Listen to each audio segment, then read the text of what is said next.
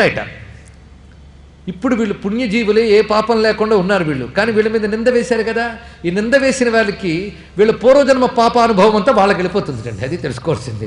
అందుకే ఎప్పుడు కూడా మహాత్ముల మీద నోరు పారేసుకోవద్దు, ఇది తెలుసుకోవాల్సింది ఇక్కడ.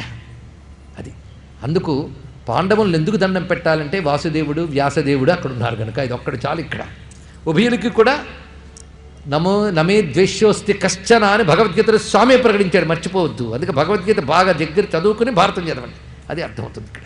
మొత్తానికి ఇప్పుడు పాణిగ్రహణ ముహూర్తం, అందరికీ కూడా కబుర్లు పంపించారు, కళ్యాణ మండపం సిద్ధమైంది. అందులో తతస్సమాధాయ సవేద పారగో జుహావ మంత్రైర్జ్వలితం హుతాసనం. వేద పండితులు వచ్చి శాస్త్రబద్ధంగా అగ్నిహోత్రాది విధులు చేశారు. యుధిష్ఠిరంచాప్యుపనీయ మంత్రవిత్. మొట్టమొదటిగా అగ్నిహోత్రం దగ్గర యుధిష్ఠిరుడు పాణిగ్రహణం చేశాడు. అది ఆ రోజు వివాహం పూర్తయింది.